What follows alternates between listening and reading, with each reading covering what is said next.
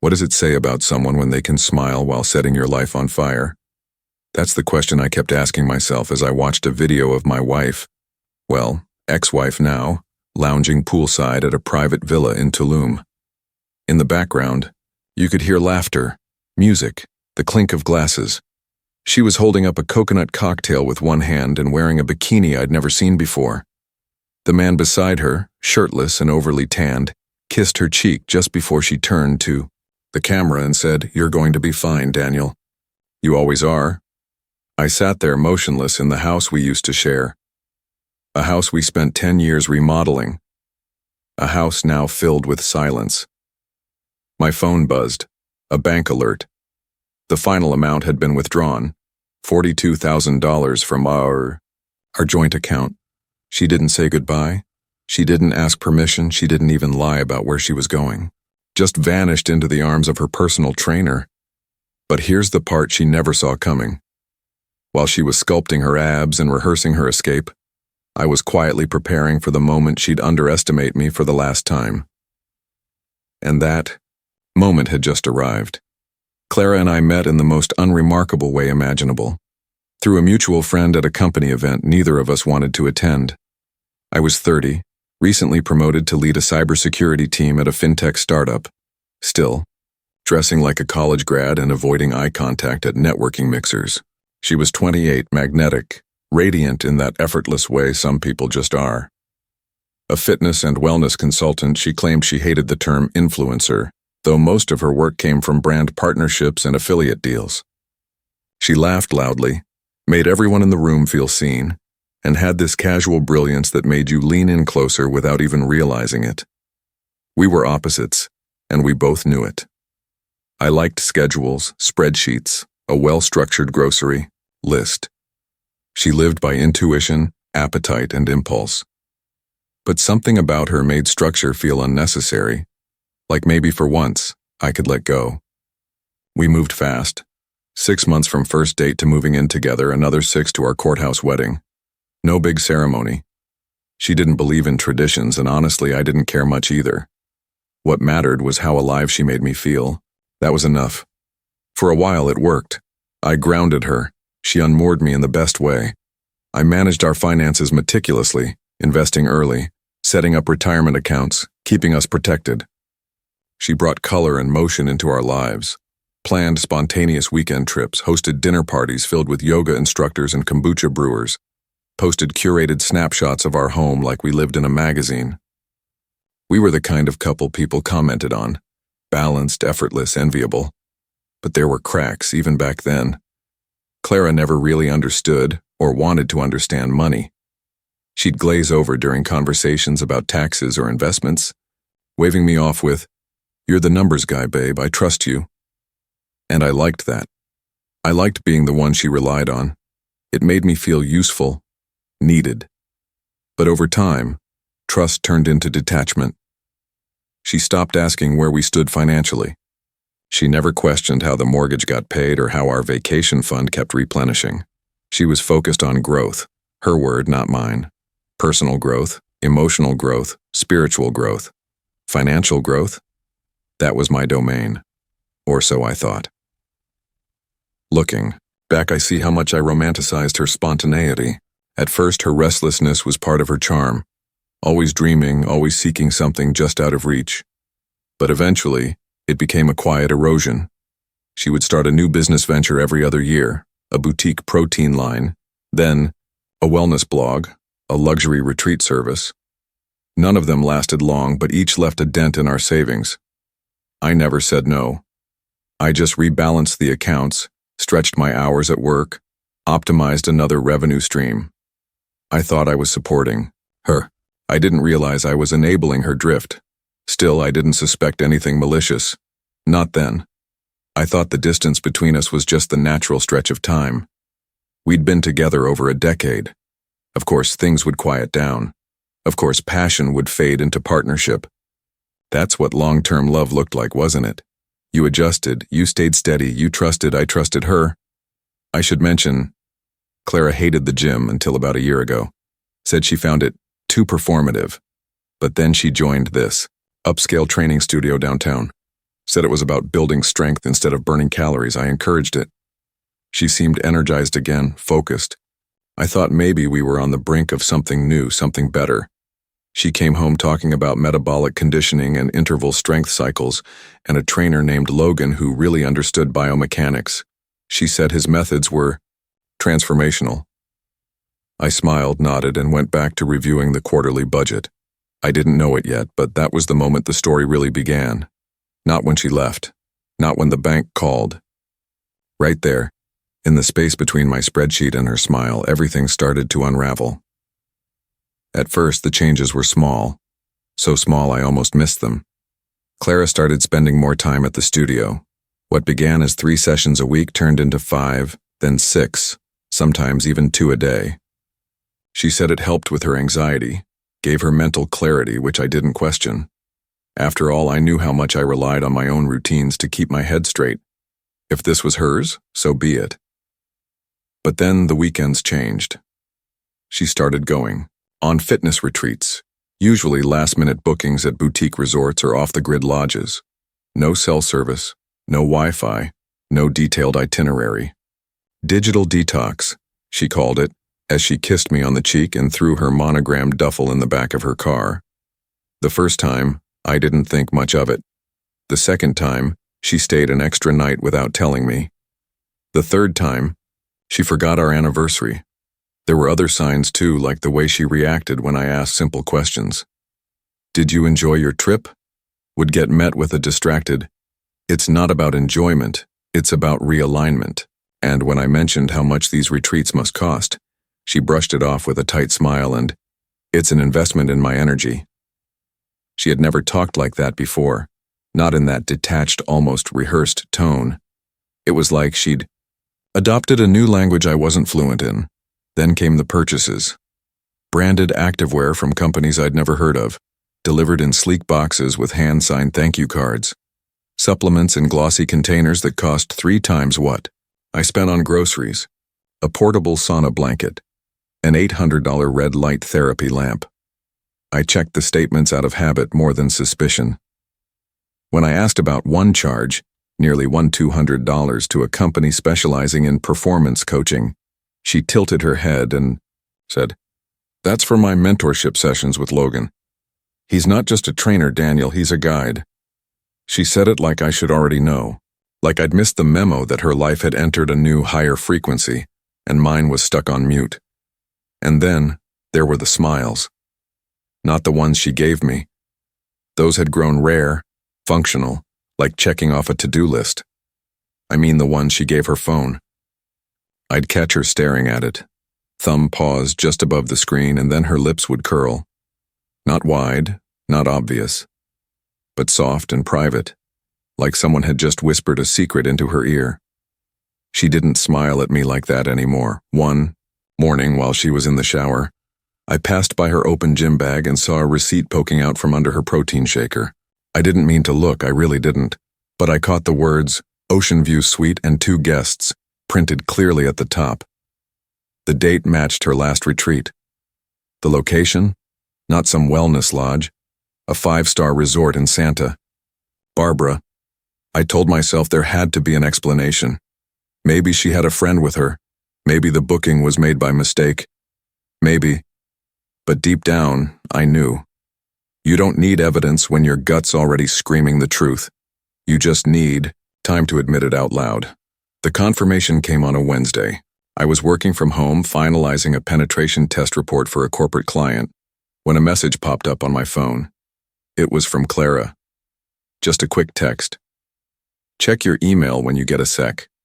No heart emoji, no warmth, just that flat clipped tone she'd been using more and more lately. I opened my inbox expecting some forwarded invoice or another invite to one of her wellness events. What I found instead was a video. No subject line, no explanation, just a 38-second clip titled, For You. She was on a sunlit balcony overlooking turquoise water, palm trees swaying in the distance. Her skin was golden, glowing, the kind of glow that comes not from skincare, but from someone who believes they've already won.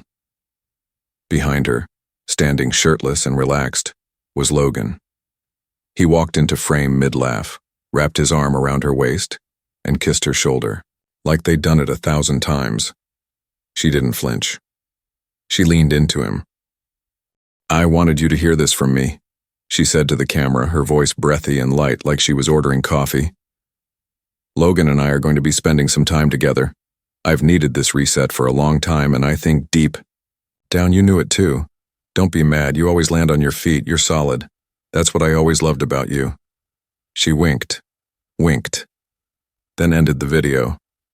I stared at the screen for a long time, not moving, not even blinking. It was surreal, like watching a movie where the plot twisted too far to feel believable.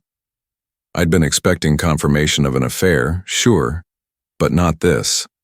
Not her sipping cocktails in another man's arms while casually erasing our shared life. Like it was a scheduling conflict, and then, as if on cue, another notification.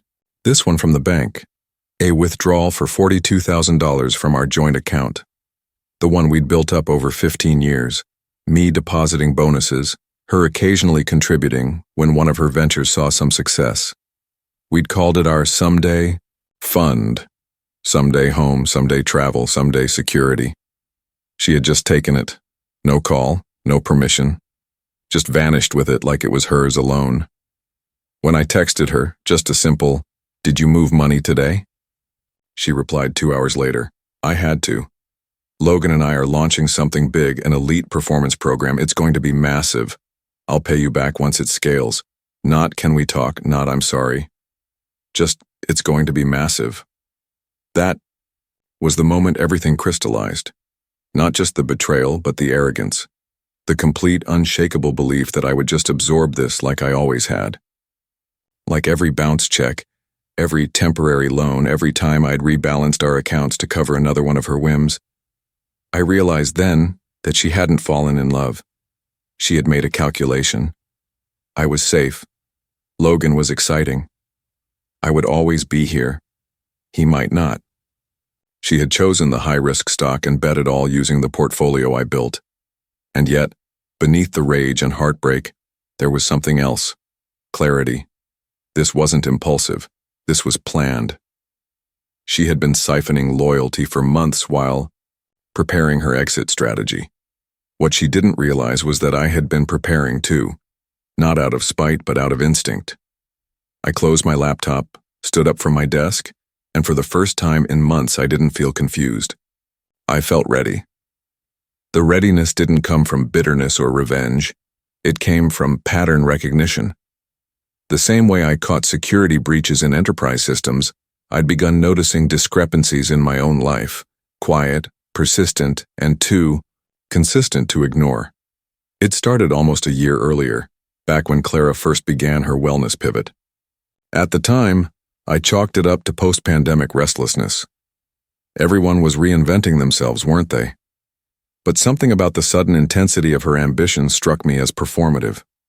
She spoke in borrowed language, phrases I'd never heard her use: conscious entrepreneurship, embodied feminine power, energetic ROI.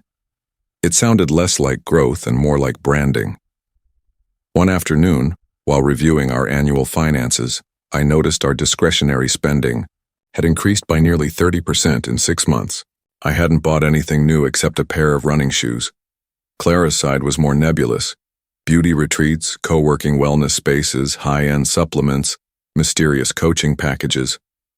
That's when I created a mirrored version of our joint account in a private spreadsheet, a log of everything. Not to spy on her, but to protect us, or so I told myself then. I began separating funds. When I signed a new security audit contract with a biotech firm, I formed a separate LLC, Rain's Cyber Strategies, and started funneling my personal income there. Clara never asked about it, never showed any interest. She trusted me with the numbers.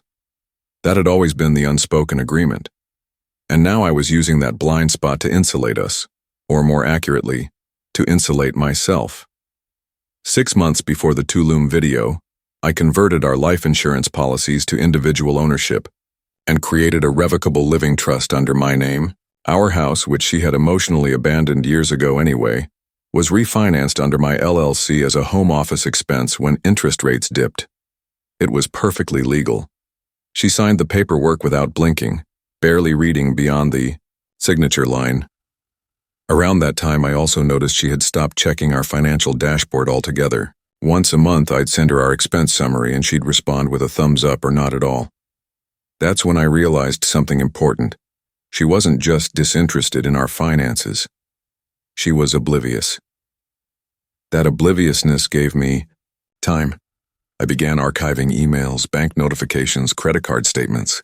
I enabled dual authentication on all critical accounts, shifted our emergency fund into a short-term CD under my name, and removed her from secondary access on anything I considered sensitive. And still, I hoped I'd never need any of it. Even when the gym visits turned into long absences, when she started staying overnight after networking mixers hosted by Logan's coaching team, even when I overheard her whispering in the guest bathroom at midnight with the door locked, I didn't confront her. I documented. Not because I was afraid of the truth, but because if I said it out loud, I'd have to accept what came next. The last thing I did, 3 weeks before the video, was contact a lawyer I'd worked with on a cybersecurity liability case. I asked him to draft preliminary divorce papers, unsigned and complete just in case. We didn't discuss Clara by name. I just told him I needed to be prepared in the event of an unexpected asset dispute. He looked at me for a long moment before saying, "Most people don't prepare until it's too late." I nodded, then left his office and drove home past Clara's favorite yoga studio. I remember looking through the windows as I stopped at a red light. She was inside, mid-pose, glowing, in a room full of strangers. She didn't see me, but I saw everything. It was 4 days after the video when Clara came back to the house. I didn't expect her to. I thought she might try to send someone else, maybe a friend or a delivery service, but instead, she showed up on a Tuesday morning, unannounced, still wearing the same white linen pants she had on in the Tulum video. Her hair was up in a loose bun, her face slightly puffy, like she hadn't slept. She didn't look victorious anymore. She let herself in with the old key, clearly unaware I'd already scheduled a lock change for later that afternoon. I was sitting at the dining table sorting out client onboarding packets. She paused when she saw me, surprised, like she hadn't expected to find me there. "I just came to grab a few more things," she said, walking past me without waiting for a response. I didn't get up. "You mean before the fraud investigation completes?" That stopped her. She turned slowly, arms crossed, masking confusion with disdain. "What are you talking about?" "The joint account," I said. "The one you emptied without my consent. The bank flagged the transaction as suspicious. They contacted me the same day." She scoffed, but her voice faltered. "It was my money too, Daniel. Not when you forged my name on the authorization documents. Anything over 10,000 requires dual signatures. You knew that." Her eyes narrowed. "You can't prove that." I didn't answer right away. Instead, I reached into the folder beside me and pulled out a printout. It was a copy of the withdrawal request with a poorly replicated version of my signature. I slid it across the table toward her. "The bank has this on record," I said. "And I have your video, Clara, the one where you so generously explained your intentions." She didn't move to touch the paper, just stared at it, lips pressed together. Then her expression shifted, less defensive, more strategic. She took a step closer, softened her voice. "Look, maybe I overreacted, things got emotional. Logan and it wasn't about hurting you, I just felt trapped. You always had control of everything." "No," I said quietly. "I had responsibility. You just didn't want to deal with it." She reached for my arm then, eyes wet. "We can figure this out, Daniel. I don't want things to end this way." I pulled back. "They already did. I filed for divorce. You'll be served this week. From now on, all communication goes through the attorneys." Something inside her broke right there, or maybe just cracked wide enough to show what had always been beneath. "You'd be nothing without me," she hissed, the mask slipping. "I made you interesting. I made you look successful. You're just some risk-averse IT guy with good credit." I almost laughed, not from humor, but from the irony. "And yet somehow," I said, I managed to protect our assets from you. Imagine that. She stood there for a moment longer, then turned and stormed up the stairs. I let her go. The guest bedroom door slammed shut behind her. I didn't follow. I just opened my laptop and began forwarding everything to my lawyer. Clara left the next morning without saying a word. She slammed the front door around 6 a.m., her roller bag thumping against each step like punctuation marks on a final sentence. I watched from the upstairs window as she drove off in the car I'd paid off last year, wondering, not for the first time, if she had ever really known me at all. 2 hours later, I had my meeting with Darren Willis, a forensic accountant I'd worked with a couple years back on a corporate fraud case. He was sharp, quiet, and methodical, the kind of guy who never wasted a word but caught everything. When I explained the situation, he listened without interruption, then nodded once and said, "Send me the data. Give me 7 days." He didn't need 7. 4 days later, I was in his office across town, a clean industrial space with glass, walls, and a view of the hills. He slid a thick file across the table. "You were right to be suspicious," he said. "She's been siphoning money for a while. Quietly at first, smaller purchases masked as personal development expenses, coaching, sessions, wellness subscriptions. Then the transfers began." I flipped open the folder. Inside were annotated bank statements, credit card summaries, Venmo screenshots, and flagged wire transfers. There was a method to it. Amounts just under notification thresholds, withdrawals, scheduled over weekends or during known system maintenance hours. She hadn't just been impulsive, she'd been advised. Darren tapped a section with a pen. "Here's where it gets interesting. About $25,000 has been funneled into this account." He turned a page, revealing a Chase Bank statement under the name Logan Merritt, the trainer. I cross-referenced the account holder. Logan Merritt, 36 years old, previously registered as a personal trainer in Oregon, Nevada, and Arizona. No active certifications currently. In each state, there's a pattern. Affiliations with boutique studios, sudden departures, and in 2 cases, small claim suits filed by ex-partners or clients. I stared at the documents, my chest tight, but my mind cold. So this wasn't just an affair. Darren shook his head. "It's a pattern. He targets women with financial access, usually in relationships. Gets close, encourages them to invest in joint ventures. When the money dries up, he moves on. Clara's not the first." He flipped to the final section of the report. "Here's where it becomes legally actionable." He coached her through the withdrawal, Daniel.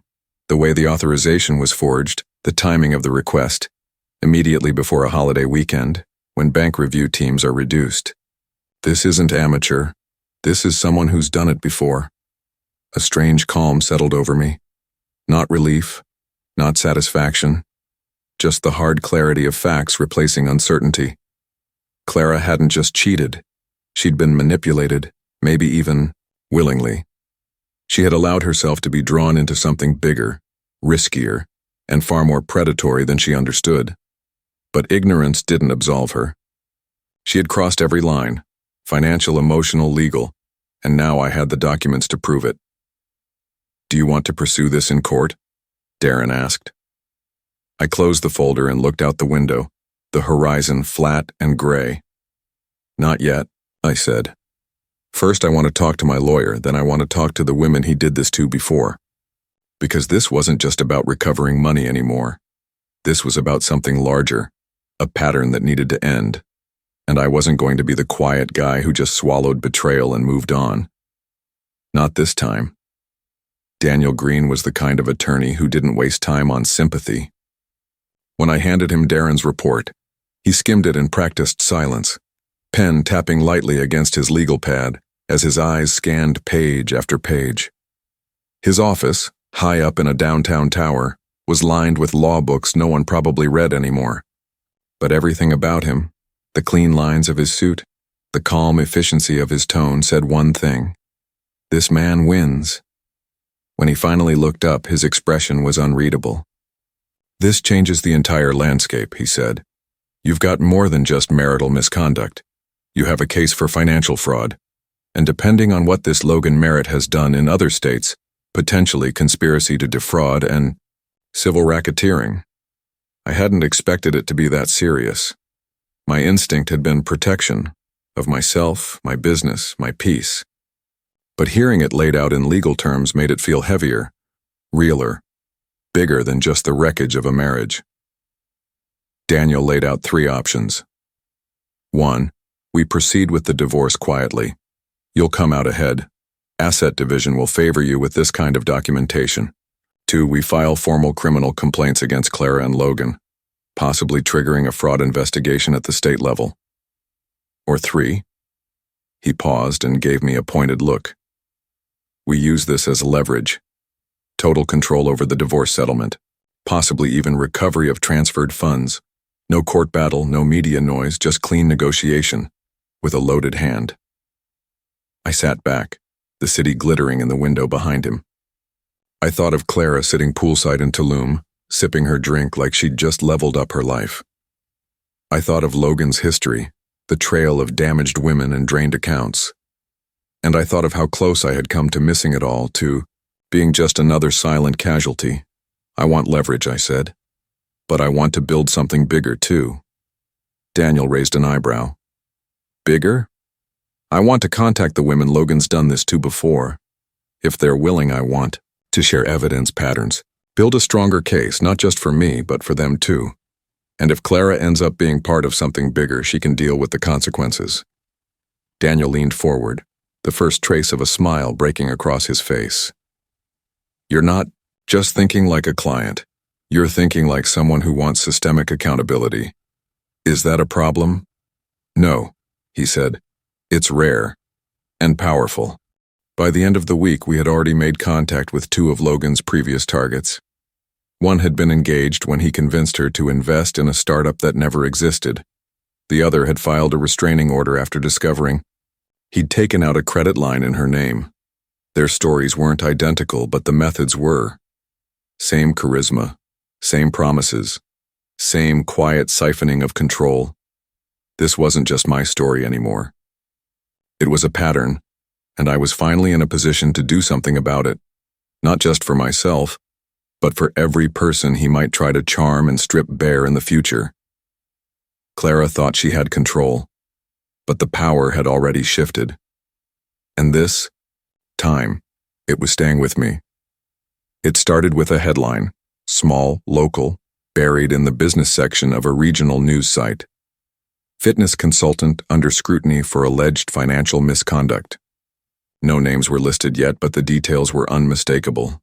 Boutique gym, high-profile clients, suspicious financial behavior under investigation. I hadn't planted the story, but I knew where it came from. The moment we submitted our compiled evidence to the State Fraud Division and copied Voxton Fitness's corporate compliance team, the wheels had started turning faster than I anticipated. Clara's text messages changed tone almost overnight. Gone was the confident distance. Instead, I started getting short, panicked bursts of questions. Did you talk to someone at the gym? What's happening with the accounts? The bank is saying there's a hold on all funds. Can you please call me back? I didn't respond. Daniel had made it clear. No contact, no ambiguity, just process. Everything went through legal channels now. Then one morning, she showed up at my office building.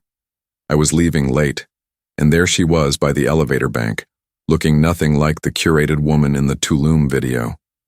Her hair was disheveled, her voice shaky. Daniel, I need to talk to you, she said, falling into step beside me. It's about Logan. I kept walking. He's not who I thought he was, she continued.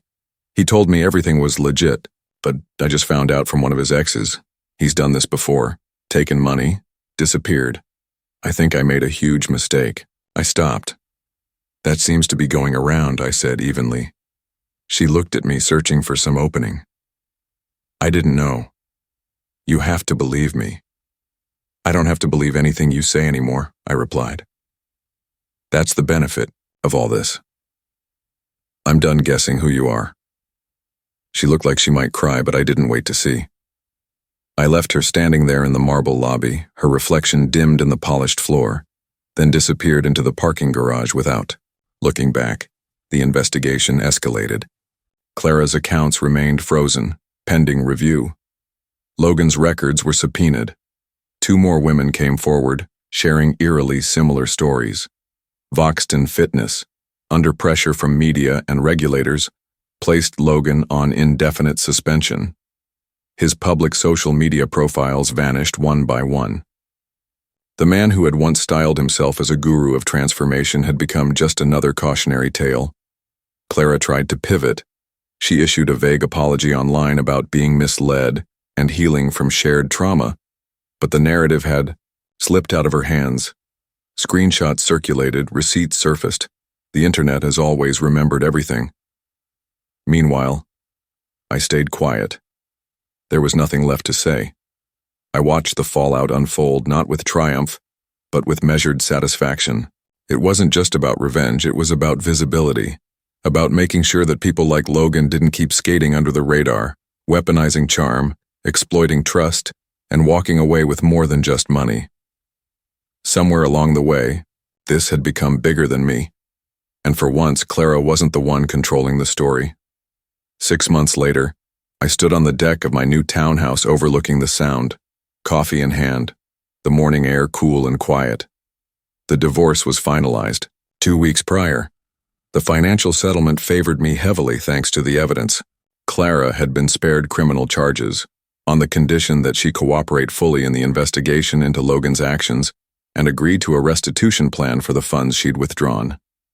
She now worked part-time as a yoga instructor in a boutique studio far outside the city. Her influencer partnerships dried up within weeks of the news breaking. Logan wasn't as fortunate. With multiple former partners testifying and a documented history of financial predation, the case against him was stronger than anyone expected. The DA's office filed formal charges: fraud, identity misuse, financial coercion. As of last update, he was awaiting trial. The damage he'd done would follow him for years, if not decades. As for me, I didn't feel triumphant. Just clean. Free of noise, free of second-guessing. My business had grown during the chaos, oddly enough. Something about surviving betrayal sharpens your instincts. I hired 2 more consultants and moved our operations to a co-working hub near the water. I even started dating again. Carefully, honestly. No projections, no masks, just slow, mutual clarity. Inside, in my office, sat a single framed photo from my marriage. Clara and I on a hike in Big Sur years ago, before either of us started pretending. I didn't keep it out of nostalgia. I kept it as a reminder. Trust isn't just earned. Once it's earned continuously. I finished my coffee, breathing in the salt air. My life hadn't just resumed. It had recalibrated. With less noise, with more honesty. And most importantly, with me fully present inside it. Betrayal doesn't always begin with a lie. Sometimes, it starts with silence. The kind of silence that builds over time when one partner stops paying attention and the other starts planning an exit. In this story, the emotional and financial fallout wasn't just about infidelity. It was about misplaced trust, unchecked power, and the cost of ignoring red flags until they become stop signs. Financial abuse is often invisible until it's irreversible. Predators like Logan don't just manipulate emotions, they manipulate access, authority, and ambiguity. But the deeper lesson here isn't just about guarding your accounts. It's about knowing the language of control. Who gets to make decisions, who asks questions, and who never has to answer them. And maybe the most important realization? Justice doesn't always come from a courtroom. Sometimes it comes from preparation, clarity, and the quiet decision to stop being underestimated. If you've ever been in a situation where someone used your loyalty against you, you're not alone. Have you ever seen someone mistake kindness for weakness? Share your thoughts in the comments. We read everyone. And if this story spoke to you, consider subscribing. Not just for more stories, but to be part of a space where calm minds reclaim their voice, and where justice in all its forms finally speaks louder.